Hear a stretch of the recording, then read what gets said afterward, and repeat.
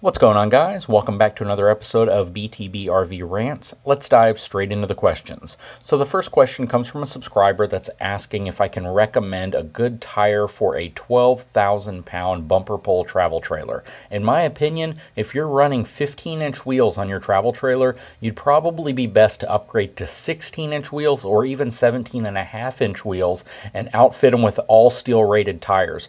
Whether you go with a Goodyear tire, whether you go with a Saloon tire, it really isn't going to matter much in my opinion, but I do believe that you should go to a G-rated tire on a larger rim if you have 15-inch rims on your RV right now. That way, you're not just upgrading your tire, but you're also upgrading the capacity of your wheel itself.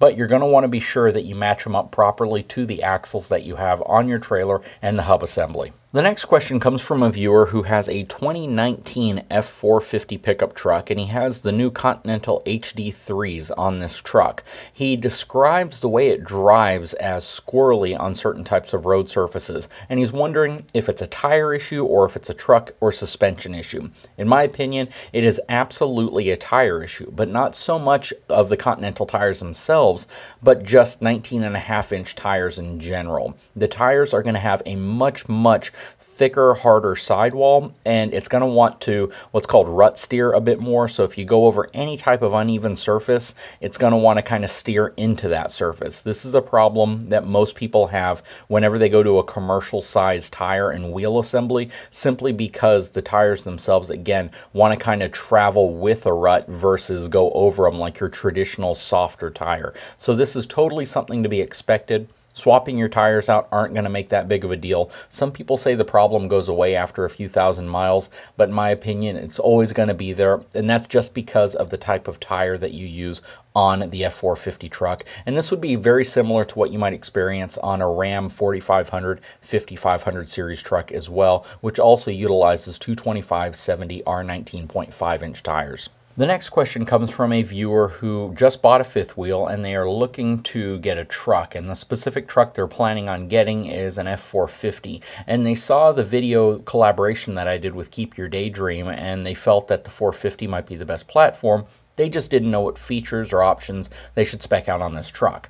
Now, in my opinion, the F450 is pretty well specced out as it comes. The only thing that I would suggest getting, if this is going to be a 2019 model truck, is make sure it has the fifth wheel gooseneck prep package baked in. Otherwise, you're going to pay a bit more to get it added aftermarket, and in my opinion, just get it baked in whenever you get the truck.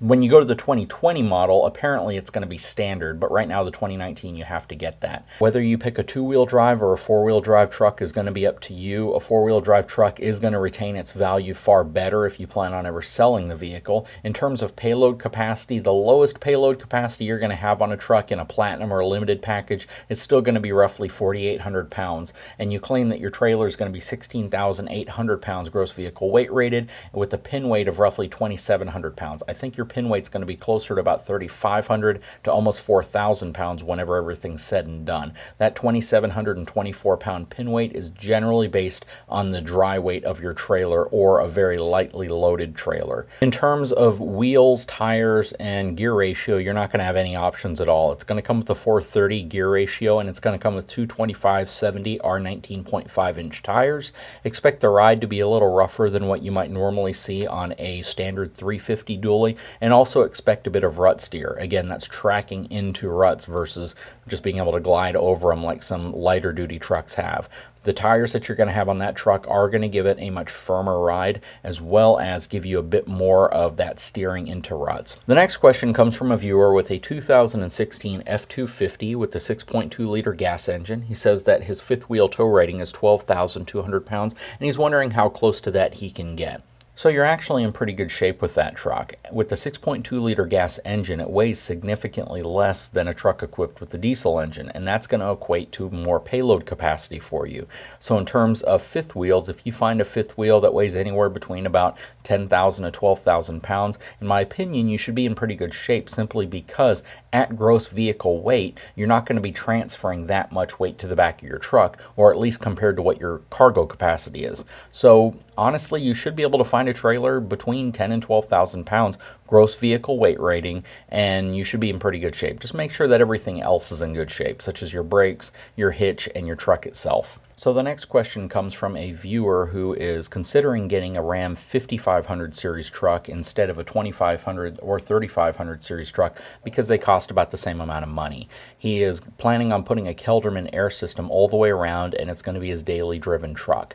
Now there's a lot of benefits to that. The benefit, of course, of going with a Kelderman system is that you're going to eliminate the 9 or 10 leaf springs that are normally on the back of a 5500 series truck, and you're going to give it a much better ride. Secondly, you're going to have the wide track front axle on it, so you're going to have a much better turning radius. The question you're going to want to ask yourself is, do you want to put a pickup truck bed on the back, or are you going to put some type of custom hauler bed on the back? And if you're going to put a hauler bed on the back, you're in great shape because the 5500 series truck is a chassis cab truck and it's not going to have a bed. If you plan on putting a bed on the back, you're going to have to retrofit a bed to mount to the back of the truck simply because the frame rails are going to be narrower than the rails that normally come on a 2500 or 3500 series trucks. But overall, the wide turning radius up front is a huge reason to get a 5500 if it's something that you're good with. You also want to look at the insurance because it may have to be in a commercial class and you may have to pay slightly more. But considering some of the upgrades you're planning and what you're trying to do to it, you probably would be in pretty good shape with a 5500 series truck. So the last question comes from a viewer who just purchased a Grand Design Transcend 265 bunkhouse model, has a dry weight of 6,300 pounds, and it has a gross vehicle weight rating of 7,495 pounds. It's roughly 33 feet long, and when you factor in the hitch itself, it's going to have a hitch weight roughly around 800 to about 850 pounds. So they want to know if their crew cab four-wheel drive F150 with the 5-liter V8 is going to be sufficient to tow this trailer. In my opinion, you should really upgrade to a 3/4 ton truck. You should go to something that's a bit heavier and a bit more capable of controlling the trailer as well as handling any type of a sway scenario. A heavier truck in general is going to give you more stability as well as a longer wheelbase truck, and you can get both of those with a 3/4 ton or a 1-ton single rear wheel truck. You indicated that you have a family of 6, and that means you're going to be packing pretty heavy. You're likely going to have stuff in the back of the truck as well as, the family inside of the truck itself and whatever you plan on putting in the front storage area of the trailer, and all of that is going to equate to a much heavier weight on the back of your truck than you might think. So ultimately, I would recommend that you upgrade to a 3/4 ton or even a 1-ton single rear wheel truck. It would just give you a better towing experience overall, and I think you'll feel more confident and safer while you're going down the road. So that's going to wrap it up for this episode of BTB RV Rants. If you haven't had a chance, please take a moment, subscribe to this channel as well as my main channel, Big Truck, Big RV. Have a great day.